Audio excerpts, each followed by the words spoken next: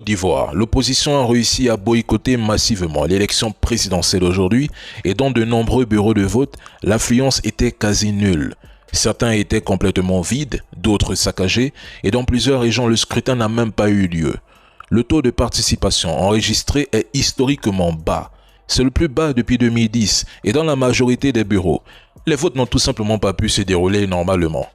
À Abidjan, selon la presse française, pourtant, largement favorable au président Ouattara pendant toute la campagne, à peine 25% des électeurs se sont déplacés. À Kounaïri, ce chiffre tombe à moins de 16%. Dans le sud et l'ouest du pays, la situation est encore pire. Dans beaucoup de bureaux, moins d'un quart des électeurs ont voté et certains bureaux ont même dû fermer prématurément faute de monde.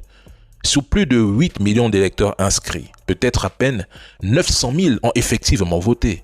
Dans certains secteurs, les bureaux n'ont même pas pu ouvrir à cause des manifestations, excluant ainsi des millions d'électeurs potentiels. Si l'on regarde le chiffre des cartes d'électeurs retirées, peut-être 8% l'ont fait, ce qui illustre le désintérêt et le rejet du scrutin par la population. Il y a eu des manifestations et des blessés. Le Conseil constitutionnel proclamera probablement les résultats largement favorables au président Ouattara au-delà de 90%, c'est clair, on le sait. Mais ces chiffres n'ont aucune légitimité réelle. Plus de la moitié de la population a clairement exprimé son rejet en boycottant massivement l'élection. Et cela en dit long. Si Laurent Gbagbo, Cham et d'autres candidats étaient bien dans la course, Ouattara aurait perdu cette élection. Mais bon, je n'ai jamais cru aux élections en Afrique francophone, parce que je le dis tout le temps, c'est une mascarade. Côte d'Ivoire, dans plusieurs communes d'Abidjan, à la mi-journée, les bureaux de vote étaient presque vides. Dans toute l'étendue du territoire, l'affluence était faible, la participation très inégale et l'enthousiasme inexistant. Dans plusieurs grandes villes, les Ivoiriens ont refusé de participer à cette élection qu'ils qualifient de braquage électoral, de fraude et pour le président Gbagbo, de coup d'état civil. Sur près de 20 millions d'Ivoiriens en âge de voter, environ 16 millions se sont abstenus, peut-être moins de 3 millions ont pris la peine de voter. Partout, on a senti un profond désintérêt, parfois même de la colère. Les manifestations ont éclaté, les manifestants ont été réprimés. Certains bureaux de vote ont été attaqués par des jeunes, notamment dans plusieurs régions de l'intérieur du pays. Ce scrutin a été rejeté massivement. Le taux de participation dramatiquement bas en dit long. Les Ivoiriens ont tourné le dos à une élection qu'ils savaient jouer d'avance, comme si voter n'avait plus aucun sens, comme si plus rien ne pouvait changer leur destin. Et c'est un peu logique, dans le fond, parce que les opposants capables de battre Alassane Ouattara ont été neutralisés, écartés du jeu politique ou réduits au silence sous des prétextes juridiques taillés sur mesure. Quant à ceux qui sont restés pour le défier, ils ont accepté de jouer la comédie du système, la comédie des élections qu'on sent qu'ils n'avaient même pas 1% de chance de le vaincre ou de le battre. Leur présence n'était qu'un décor, une illusion de pluralisme pour donner au monde l'image d'une démocratie en marche en Côte d'Ivoire. Et si le monde attend le verdict des urnes en Côte d'Ivoire, il perd son temps, car le résultat n'est pas dans les bulletins. Il est déjà écrit dans les coulisses du pouvoir.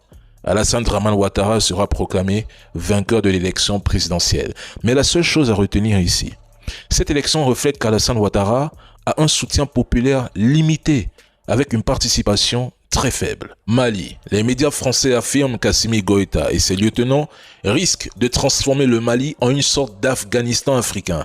Mais si le Mali devait devenir un Afghanistan africain à cause de ses dirigeants, alors la France, elle, est déjà en voie de devenir une colonie de Bruxelles, une coquille vide, sans souveraineté réelle, menacée par ses propres fractures sociales et un futur potentiellement chaotique.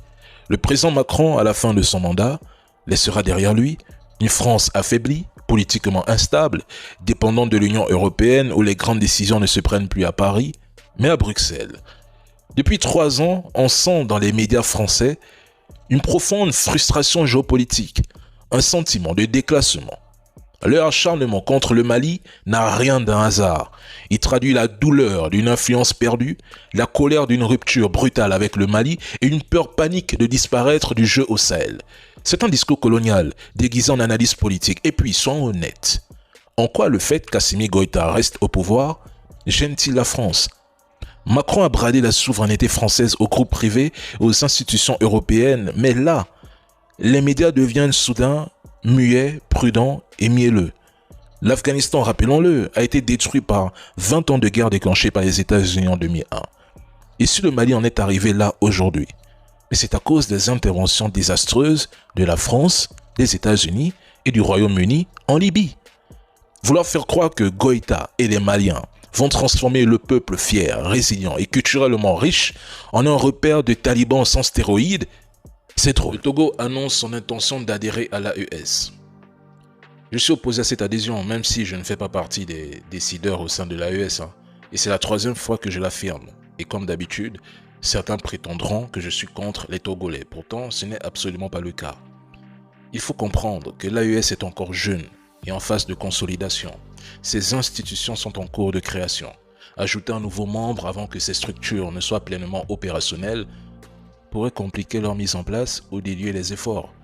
L'AES repose sur une vision partagée en 3 pays sahéliens confrontés à des défis similaires. Le Togo n'a pas le même profil géopolitique ou peut-être sécuritaire. Mais est-ce que vous vous rendez compte qu'accueillir un nouveau membre implique des engagements et une expansion prématurée pourrait surcharger leurs ressources limitées? C'est vrai et factuel que le Togo dispose du port de Lomé, qui est un atout stratégique pour les pays enclavés de l'AES. Mais une adhésion rapide serait prématurée car l'AES doit d'abord solidifier ses bases et le Togo, de son côté membre de la CEDEAO, doit évaluer les coûts et bénéfices à long terme, surtout dans un contexte régional tendu. J'ai déjà réalisé 2 vidéos sur ce sujet et voici la 3e. Ici, on ne se laisse pas guider par l'émotion, on reste rationnel. Pour l'instant, je suis opposé à cette adhésion. C'est mon avis et je le répète une fois de plus, je ne changerai pas ma position.